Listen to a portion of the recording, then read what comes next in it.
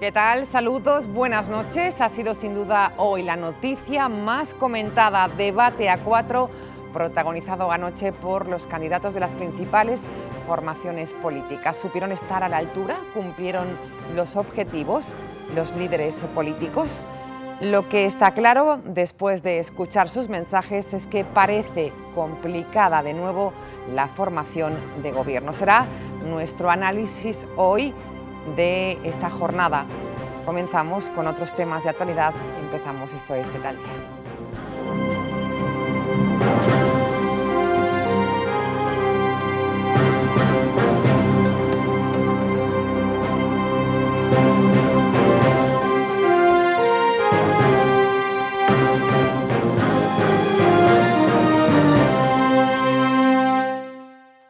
Repassem i analitzem el primer debat a 4 entre els principals líders polítics, Rajoy, Sánchez, Iglesias i Rivera. Retallades, corrupció o finançament il·legal van ser els principals assumptes tractats en una confrontació que va tenir un enemic comú, el líder del Partit Popular. La Fiscalia Provincial de València obre diligències d'investigació penal contra el cardenal i arquebisbe de València, Antonio Cañizares. Presumptament és autor d'un delicte d'odi contra els homosexuals i les dones. Podria enfrontar-se fins a 3 anys de presó.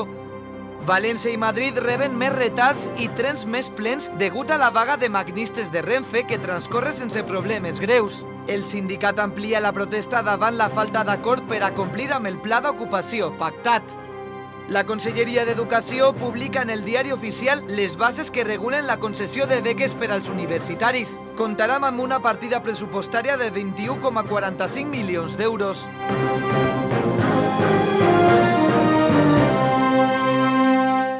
El primer debat a 4 començava tard i amb muito baix, sense clars vencedors. Els temes tractats van ser les retallades, la corrupció, el finançament il·legal o Venezuela. Un tots contra tots, però amb un enemic comú, Mariano Rajoy. Rajoy, Sánchez, Iglesias y Rivera protagonizaron el fuego cruzado del primer debate a 4 de la televisión española. La mayor parte del tiempo fue un ataque al líder del PP, Mariano Rajoy. Recortes, corrupción. Rajoy se amparó en su posición de presidente. Cuando se viene a un debate de estas características, conviene traerse los temas estudiados, porque es que si no al final dicen unas cosas verdaderamente notables. Oiga, gobernar es muy difícil, predicar es muy fácil, y créanme, porque le digo que es muy difícil, le digo que conviene que ustedes tengan un poquito más de estudio de los temas, porque si no van a tener bastantes dificultades. Aquí no se viene a hacer prácticas, al gobierno se llega aprendido. Sánchez dirigió sus críticas al Partido Popular y a Podemos. A ambos les hizo responsables de llegar a unas nuevas elecciones. Porque lo que ocurrió en marzo fue precisamente que ambos votaron en contra de un gobierno progresista. Es cierto que ambos forman parte de dos polos opuestos extremos ideológicamente, pero coinciden en una cosa, coinciden en una misma estrategia, que es ir contra el Partido Socialista. Por eso votaron en contra los dos de un gobierno progresista presidido por el Partido Socialista. Pablo Iglesias las tuvo con Rivera, al que llamó escudero de Rajoy, y tendió la mano al PSOE. Si usted quiere gobernar, va a tener que elegir si gobierna con nosotros o gobierna con el Partido Popular. Y le aseguro que si usted tiene más votos que nosotros, otra vez volveré a proponer que sea usted el presidente del gobierno. Pero creo de verdad que usted se equivoca de adversario. Y después del 26 va a tener usted que elegir. Estaría muy bien que le dijera a sus electores con quién va a llegar a un acuerdo, si con nosotros o con el Partido Popular, porque no hay más opciones que esa, señor Sánchez. El líder de Ciudadanos, Albert Rivera, echó en cara la corrupción al PP y la financiación de Venezuela a Podemos. Usted no lo pide porque se lo da el gobierno de Maduro, 7 millones de euros. Esto es una acusación muy grave. Esto es una acusación muy grave. 7 es una millones de euros acusación en la de Fundación financiación CEPS. ilegal. Del debate no salió nada nuevo sobre posibles pactos. Iglesias sí reiteró su cercanía al PSOE, Sánchez no se definió, Rivera pronosticó cambios con sus votos y Rajoy habló de la gran coalición de las fuerzas sensatas. Hoy en Tal Día contamos con la reflexión del alcalde de Buñol, de Esquerra Unida, Rafa Pérez. Buenas noches. Muy buenas noches. ¿Cómo vivió el debate? ¿Cuál es su conclusión? Bueno, yo como creo que la mayoría de españoles, ¿no? Yo creo que se ha visto que hay simplemente dos alternativas, la que representa el Partido Popular con PSOE y con Ciudadanos, y otra alternativa de hacer las cosas de forma distinta, de buscar una alternativa real a los problemas que ahora tenemos, que es en este caso Unidos Podemos, ¿no? Yo creo que en el debate, bueno, pues esto está demasiado estudiado, demasiado anquilosado, Yo creo que me gusta más cuando son más flexibles, ¿no? que Debates abiertos. Yo creo que sí, que son más positivos también para la gente. Se escucharon propuestas, pero lo que está claro, Rafa, es que visto lo visto y los mensajes que transmitieron, va a ser complicada la formación de gobierno después de las elecciones del 26J. ¿Tiene esa misma sensación por las líneas rojas que hay de las distintas formaciones políticas o ahora sí o sí habrá acuerdo? Hombre, yo creo que debe haber acuerdo, pero debe haber acuerdo si al final es positivo para la ciudadanía, ¿no? Para los españoles y españolas. Yo creo que en este caso el Partido Popular lo tiene muy claro, él sale a mantener lo poco que tiene, ¿no? Lo poco me refiero en comparación con lo que ha tenido, y después, bueno, pues el Partido Socialista un poco equivocándose de enemigo, ¿no? Yo creo que el enemigo, si realmente el Partido Socialista se decide, por fin, o se define como un partido de izquierdas, el enemigo es el Partido Popular. Por lo tanto, yo creo que ahí le faltó fuerza, ¿no?, al Partido Socialista en los ataques en este caso a Mariano Rajoy. Reproches en este caso de Pedro Sánchez también a Pablo Iglesias por no apoyarle en esa investidura. Sí, pero yo creo que eso no se lo cree nadie, ¿no? Yo creo que ahí el Partido Socialista, como digo, se está equivocando, ¿no?, de enemigo, y sobre todo también porque al final el partido, y como dijo también Pablo Iglesias, al final necesitamos tener un Partido Socialista fuerte que además se decida y se defina que es de izquierdas para tener un pacto realmente progresista, un pacto de izquierdas, que es lo que realmente necesita este país, ¿no? Está claro. Alcalde, por cierto, su formación en esta ocasión a las elecciones con esa coalición Juntos Podemos. ¿Cuál es la valoración que se hace? Porque hay voces que dicen que esto podría costarle caro finalmente a la formación de Izquierda Unida. Sí, bueno, sobre todo hay que ver desde quién vienen, ¿no?, esas lamentaciones, ¿no? Es decir, yo cuando ves a personas muy definidas, o bien de derechas o bien del Partido Socialista, digo, bueno, quiéreme menos, ¿no?, quiéreme menos y votarme más, ¿no?, que era lo que se decía. Yo creo que ha sido muy positivo, creo que además la visibilidad de Izquierda Unida está mejor que nunca. Tenemos un partido recién regenerado, hace 2 semanas que decidimos cuál era nuestra dirección federal, con Alberto Garzón a la cabeza, un equipo muy joven, la verdad que son muchas las personas muy válidas y muy jóvenes, que se respira un ambiente genial, y que además estamos viendo que en todos los colectivos del País Valenciano, pero también de toda España, me consta de que cada vez se acerca más gente. Yo creo que estamos, sinceramente, mejor que en los últimos años. Bueno, pues ha sido positivo desde su punto de vista, será positivo. Sin duda alguna, y sobre todo que por fin hemos entendido que tenemos que ser audaces y que nuestros votos no solo sumen, sino que multipliquen para las próximas elecciones. Queremos también comentar con usted esta noticia destacada de la jornada, y es que la Fiscalia ha dado a conèixer hoy a obert diligències de recerca penal contra el cardenal Antonio Cañizares com a presumpte autor d'un delicte d'odi contra els homosexuals i les dones. Segons el Codi Penal, en cas de ser processat, el cardenal podria enfrontar-se fins a 3 anys de presó. Cañizares va subratllar durant una homilia subratllant que les lleis que comenten la ideologia de gènere són les més insidioses que hi ha hagut en tota la història de la humanitat. Aquestes paraules, unides a altres frases del prelat, va fer que l'AMDA presentara una denúncia. Alcalde, ¿cómo se acoge esta noticia? La Fiscalía abre diligencias contra el cardenal. Pues la verdad que contentos, sobre todo porque yo creo que este tipo de comentarios de estas personalidades tan anacrónicas y que nadie sabe quién le da vela en este entierro, en este caso al cardenal, ¿no? Yo creo que, bueno, es una persona que ya ha hecho innumerables actos, ha dicho muchísimas cosas fuera de contexto, y que además hasta el propio Papa lo llamó, le dijo una reprimenda, y además está, yo creo que en una dirección contraria a lo que está representando la Iglesia Católica a día de hoy. Creo que él sigue anclado en una especie de, bueno, como si estuviéramos hace 50 o 60 años. Yo creo que ese tipo de comentarios hay que tener tolerancia cero. Hemos visto que este fin de semana el ataque que sufrió en Orlando, en el cual han fallecido más de 50 personas. Creo que tenemos que hacer mucho, todavía queda mucho por hacer en el tema LGTB y también en el tema de la igualdad, ¿no?, entre hombres y mujeres. Ayer en el debate, y me hilo un poco, ¿sí?, apenas se hablaron 40 segundos de ese tema, cuando creo que debe ser un tema capital, cuando tiene que ser un tema que se tiene que poner encima de la mesa, porque para mí es uno de los principales problemas que tenemos. Y por lo tanto, mientras escondamos, mientras haya esta gente que piense este tipo de cosas y que además las diga, yo creo que contra cualquier tema que pueda herir la sensibilidad y que también vaya en contra de lo que creemos la mayoría, tenemos que tener tolerancia cero, ¿no? Bueno, pues esperemos, seguiremos de cerca las diligencias abiertas hoy por Fiscalía. Gracias, alcalde. No se vaya, porque hemos preparado una tertulia hoy especial con 3 alcaldes más para debatir y reflexionar sobre el debate a 4 ayer. Gràcies, bona nit. Muchísimas gracias. Alcalde, Hasta nos luego. vemos en un rato. Anem amb altres coses d'actualitat. La vaga de maquinistes de Renfe transcorre sense incidències, encara que amb retards i trens més plens de l'habitual a Madrid i València. El sindicat de maquinistes ha ampliat la protesta davant la falta d'acord per a complir amb el pla d'ocupació pactat. Afecta a uns 5.200 treballadors.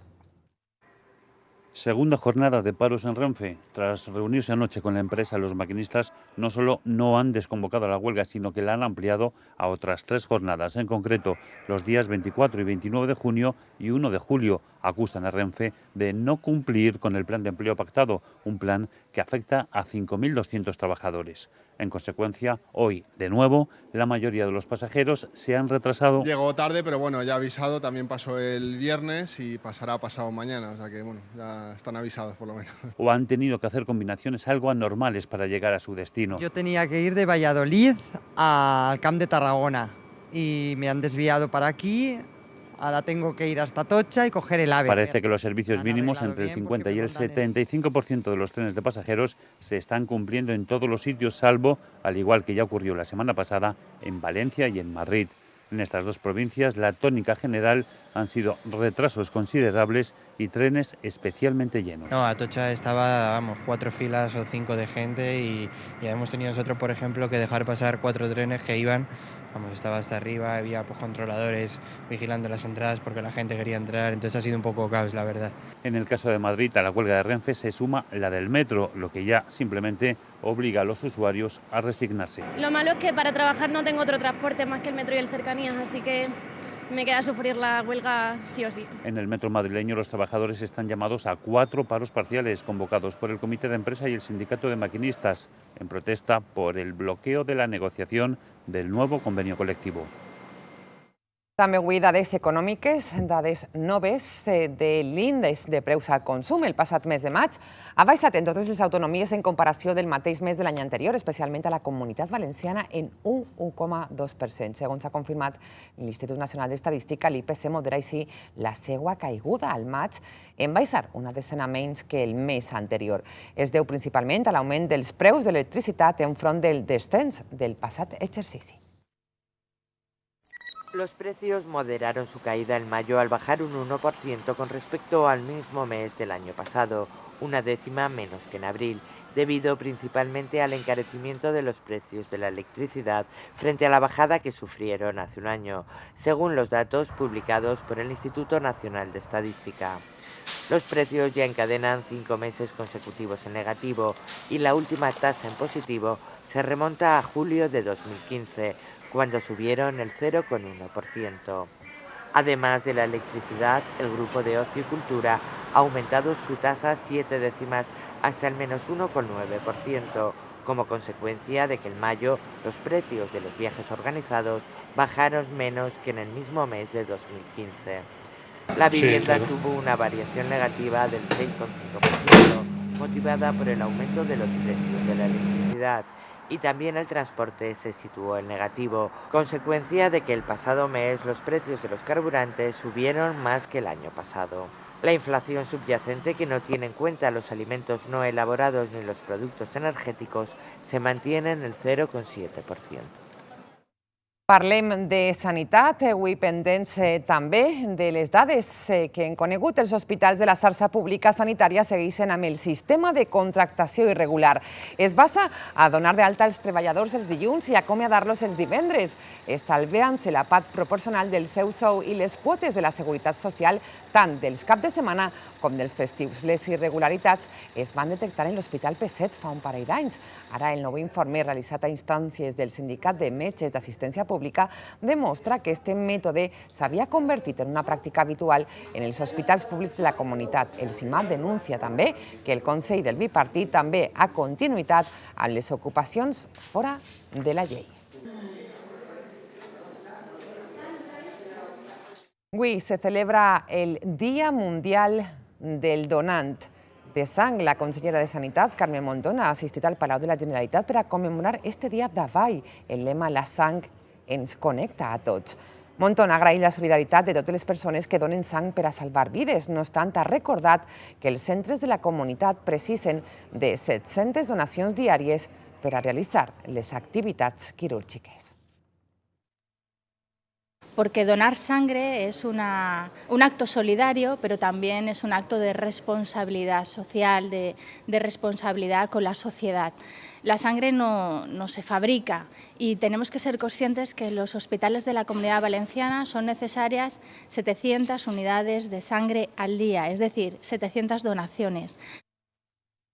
Parlem de la Diputació de València, treballa en la professionalització dels brigadistes antiincendis. Així ho ha anunciat Jorge Rodríguez en la reunió amb Divalterra, on s'ha parlat del procés de modernització que es durà a terme en les brigades i del dispositiu especial d'este estiu.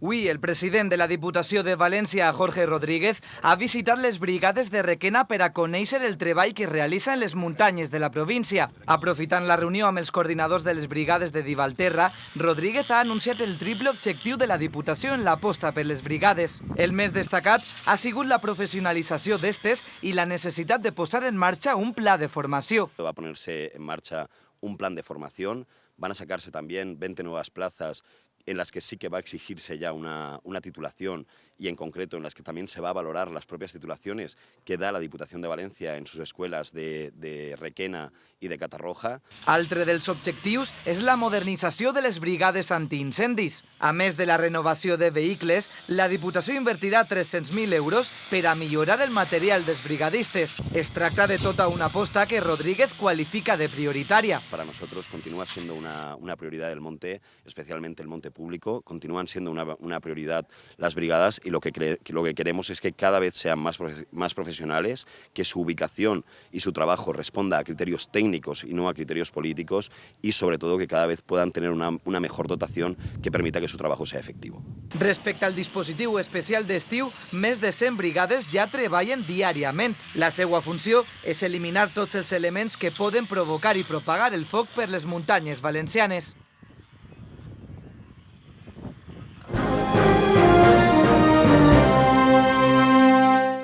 Vamos con otros temas de actualidad. Hablamos de educación y lo hacemos con nuestra invitada. Recibimos hoy en Set al Día a Lucía Egea. Ella es la directora del Centro Universitario EDEM. Lucía, ¿qué tal? Buenas noches. Hola, buenas noches. Y bienvenida. Gracias. A Set al Día. Mucho que contar de este centro universitario que ahora está en su etapa final de este curso. ¿Cuál es la valoración en general? Es una evaluación muy positiva. Sí. Hemos arrancado este curso 2015-2016 en Marina de Empresas, ya en nuestras nuevas instalaciones. Hemos tenido alumnos en los 4 años de ADE y en el primer año de Ingeniería y Gestión Empresarial, además de los programas de posgrado.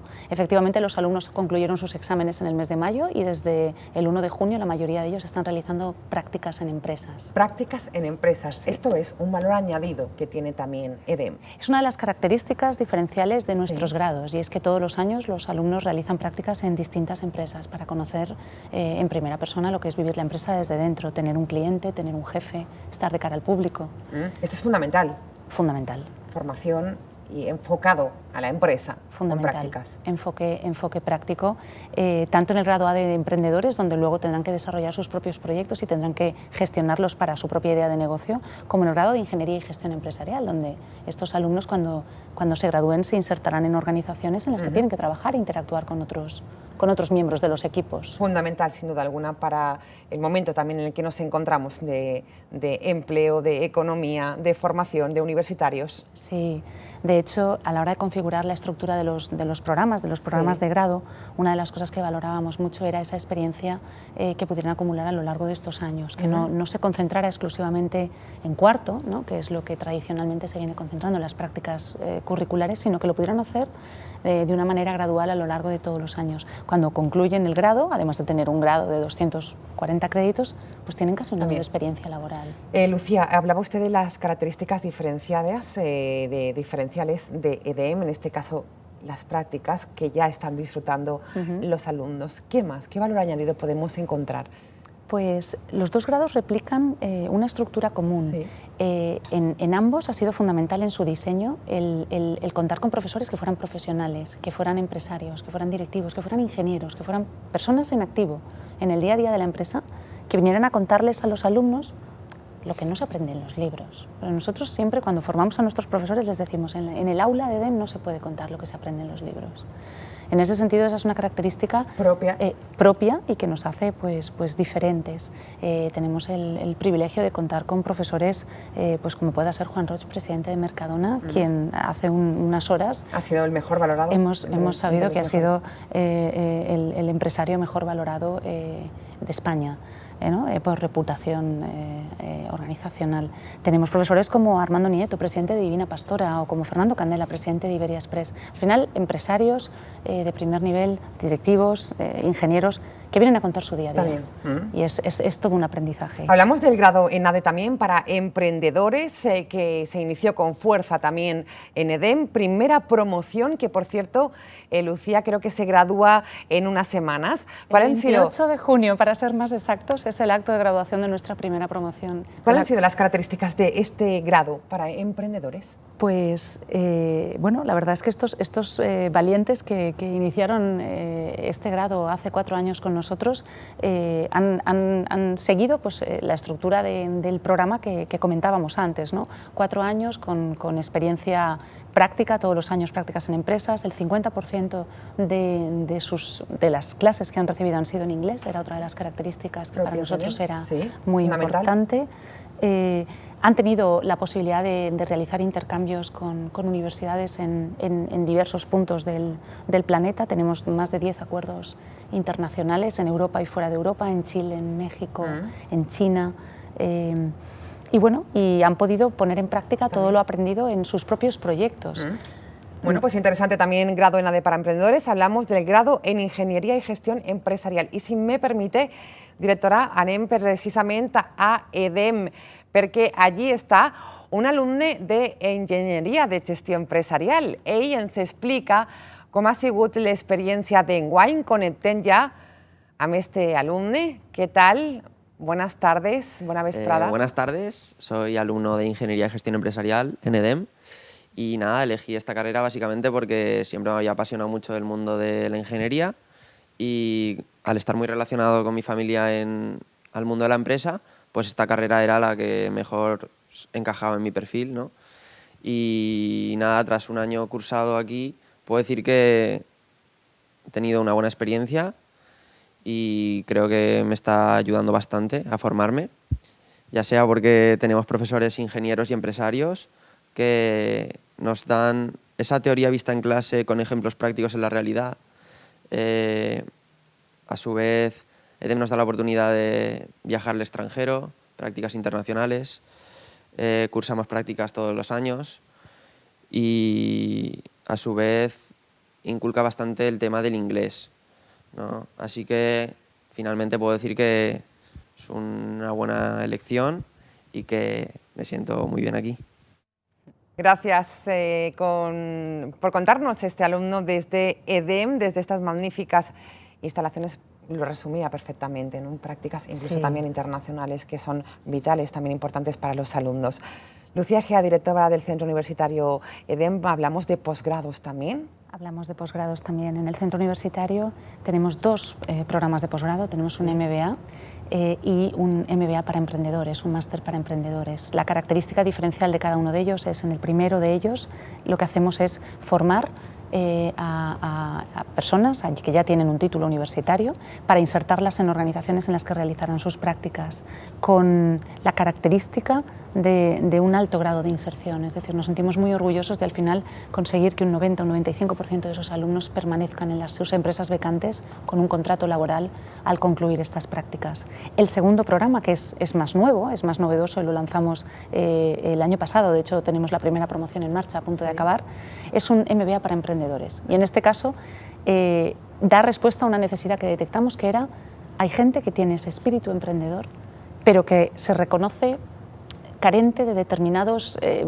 conocimientos, de determinadas habilidades para poner en marcha ese proyecto. Vale. Y entonces pensamos, bueno, pues vamos a diseñar un programa que precisamente dé respuesta a eso, que se enfoca tanto en la persona como en la idea, porque son dos, digamos, vectores que hay que desarrollar a la misma velocidad. La persona necesita adquirir determinadas habilidades y conocimientos, la idea hay que reforzarla. Primero hay que someterla a deterioro, que decimos nosotros, no hay que testarla, hay que validar que exista de verdad una necesidad y hay que ver que la propuesta de solución que aporte ese proyecto pues sea el que sea una propuesta ganadora. Totalmente. ¿No? ¿La aceptación ha sido muy buena en este sentido? La aceptación ha sido muy buena, porque además otra de las cosas que nos ha pasado al trabajar todo el ciclo del emprendimiento en Marina de Empresas, ¿no? Donde no solo formamos desde DEM, sino que también estamos junto con Lanzadera para acelerar y con Ángels como vehículo de inversión, ha sido que recientemente hemos suscrito un convenio mediante el cual los alumnos de DEM van a poder incubar sus proyectos en Lanzadera al concluir sus estudios. Esto es algo novedoso. Arrancamos el 4 de julio con el primer grupo de alumnos, tanto graduados del grado de A de emprendedores como alumnos que concluyen el máster para emprendedores. Bueno, pues novedad destacada que nos anuncia esta noche Lucía Egea. Anem altra vegada a EDEM perquè este matí també un equip de Set al Dia s'ha volgut desplaçar a les magnífiques instal·lacions d'EDEM. Hem volgut aprofitar la visita per a preguntar als seus estudiants el seu grau de satisfacció amb el complex educatiu. Estes han sigut les respostes. Ha sido una gran ayuda para entrar en el mundo de los negocios y el hecho de que es esto de que todo lo relacionado con EDEM es todo de empresa. Pondría mucho en valor la relación de estudiar en EDEM con montar tu propio negocio. Nos facilita un poco la inmersión en el mercado laboral, manteniéndonos en contacto ya con los trabajadores y los propios empresarios desde un inicio. El hecho de tener profesores que sean empresarios te hace como ver mucha más práctica, ¿no? la asignatura y al final que te veas el día de mañana trabajando en eso. Es un gran ecosistema emprendedor en el que todos nuestros profesores son empresarios y nos ofrece ese punto práctico sobre la vida, sobre la empresa. Muchas respuestas interesantes, todas ellas, Lucía. Ecosistema emprendedor, decía un alumno, ¿no? Sí. Marina de Empresas nace con ese espíritu, con el de convertirse en ese polo emprendedor en el que formar, en el que asesorar y en el que financiar proyectos sólidos, proyectos con una visión a largo plazo y con un modelo muy claro, ¿no? de negocio y aspiramos a convertirnos en el mayor polo emprendedor del Mediterráneo. Directora, me imagino que ya presentando, preparando el nuevo curso. Sí. Se acaba y empieza, esto es como las fallas. Esto es como las fallas, efectivamente. ¿Cuál es la hoja de ruta del próximo curso? Los alumnos concluyeron la selectividad, los alumnos digamos, entrantes, la última selectividad, los días 6, 7 y 8 de junio ha sido. Los tenemos ahora todos, a la mayoría de los alumnos en Mallorca, y nosotros estamos ya finalizando nuestros procesos de admisión, porque la verdad es que otra de las características propias de nuestros grados es que tenemos aproximadamente 50 alumnos por curso, 50 alumnos por grupo, porque sí que tenemos un seguimiento y un programa, digamos, de acción tutorial muy personalizado. Concluiremos las admisiones durante el mes de julio y arrancamos en septiembre pues, con el nuevo curso, con la apertura del nuevo curso académico, con los 2 grados y con los 2 posgrados que arrancan entre septiembre y octubre, los 4 programas. Valoración también, por último, de ese nuevo programa del que también nos comentaba Campus, realizado también junto a la aceleradora Lanzadera, que nos comentaba que se iniciará en julio, el pasado. El 4 de julio arrancamos el programa Campus con alumnos tanto del grado de A de graduados como del máster de emprendedores. Es un programa que está estructurado en 3 fases y la idea es ayudar a estos alumnos a que esos proyectos se acabe de validar la necesidad, se acabe de encontrar la propuesta de solución, se diseñe y se ponga en práctica, o sea, el mínimo producto viable y empiecen a vender. Porque al final en definitiva, lo importante es el objetivo, claro. es lanzarse a la piscina y poner en marcha esos proyectos tan importantes y en este mundo de reinventarse también, ¿no? De emprendedores. Sí. Lucía Egea, directora Centro Universitario de EDEM, gracias. Seguiríamos horas y horas hablando con usted, el tiempo no nos da para más, nos ha hecho una radiografía de lo que se está haciendo, esa labor importantísima y destacada y sobre todo formación enfocada a esa búsqueda de trabajo que yo creo que es tan necesario en estos momentos, ¿no? Desde luego que lo es. Muchísimas gracias. Gracias, Lucía. Buenas noches. Seguimos molt pendents de l'actualitat. El Palau dels Arts en Reina Sofia ha acollit enguany la nit de la Sexta d'edició del vi de la denominació d'origen València. Els assistents han tingut l'oportunitat de catar els vins de les etiquetes més representatives d'esta denominació d'origen.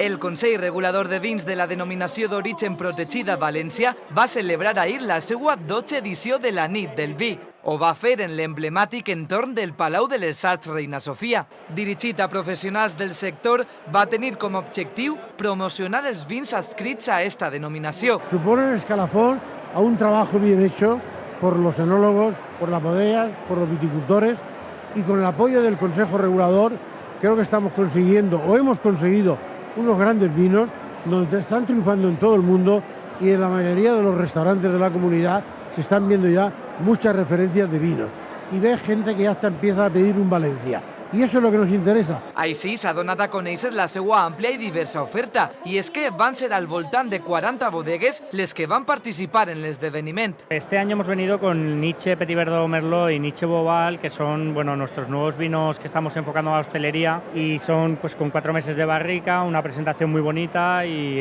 intentando dárselo a probar a la gente de Valencia. Tenemos grandes vinos que estamos rescatando de nuestras variedades autóctonas, como es nuestra garnacha tintorera o como puede ser nuestra merseguera. Y en el caso de algo que está impactando muchísimo, tanto a nivel nacional como internacional, es nuestro Merlot Rosé. Hemos hecho el primer vino, que es nuestro Improntu Rosé, un vino al más puro estilo de los rosados de la Provenza y un vino que está dando mucho que decir. Lo primero, 6 guías nacionales hemos conseguido ser la referencia del mejor rosado de España. Hemos traído los vinos que lanzamos estas Navidades, que la verdad es que están teniendo mucho éxito en el mercado, pero nos interesa todavía darles un poquito más de bombo y que la gente sobre todo lo pruebe. Durant l'últim exercici, les vendes d'estos productes han crescut un 17%. Eixe increment situa el volum de vi comercialitzat en el mercat local entorn dels 14 milions de litres. Parlem d'educació i de xifres. Més d'un 21 milions d'euros per a beques és la quantia que fa avui oficial la Conselleria d'Educació en el Diari Oficial de la Comunitat per al pròxim curs. Unes ajudes dirigides a beques d'estudis universitaris d'excel·lència acadèmica complementaris del Ministeri d'Educació. Amb este nou programa, l'objectiu és que cap alumne es quede sense accedir a la universitat per raons purament econòmiques. També avui coneixem que la Conselleria ha ampliat els aules pilot infantil de 2 anys a entre 30 i 35 col·legis públics més. El termini d'admissió per a xiquets s'obrirà el pròxim 21 de juny. Bones dades per a la Comunitat Valenciana. Rep més d'un centenar de banderes blaves. Avui s'ha celebrat l'entrega d'estos distintius de qualitat on la comunitat ha sigut l'autonomia amb més banderes de tot el territori nacional. Per primera vegada en 30 anys, les 8 platges del municipi han aconseguit obtindre banderes blaves, incloses les 2 més urbanes, la Malvarrosa i el Cabanyal. I crec que és la primera vegada en la història de la ciutat que totes les platges del municipi de València tenen el qualificatiu de blau, el qual és una cosa molt interessant, en primer lloc per la natura, per les platges, però també té uns efectes, jo crec que molt importants en tots els temes turístics i en tots els temes, en definitiva, econòmics. El Marroc s'uneix a la Ruta de la Seda a València amb una desfilada de moda, un concert i un sopar de Ramadà. És l'única nació africana que colabora en la iniciativa. El Reino de Marruecos, a través de su embajada en Madrid y su consulado en Valencia, ha elegido el edificio del reloj del puerto de Valencia para celebrar allí los actos como invitado de honor en el marco de Valencia Ciudad de la Seda 2016. El cónsul de Marruecos en Valencia, Amin Chaudhry, recibió al primer teniente de alcalde y responsable de turismo del Ayuntamiento de Valencia, Joan Calabuig, al presidente de la Autoridad Portuaria, Aurelio Martínez, al presidente de la Cámara de Comercio de Valencia, José Vicente Morata, y a los representantes de la UNESCO, José Manuel Gironés, José María Chiquillo y Anik Tevia. La diseñadora marroquí afincada en Valencia, Nadia Zein, ofreció un pase de modelos hechos a base de seda. Después de una pausa musical a cargo de Fatih Mathieu, le llegó el turno al diseñador marroquí Abdelhanin Rau. En el pase pudieron verse las últimas tendencias en modelos de seda que el diseñador de fama internacional está lanzando al mercado. El cónsul de Marruecos intervino brevemente para agradecer a la UNESCO su invitación, al Ayuntamiento su apoyo incondicional y a la autoridad portuaria su hospitalidad. Creemos que la Ruta de la Seda ha sido un punto de encuentro y debe de seguir siendo un punto de encuentro, de diversidad, de diálogo, de entendimiento.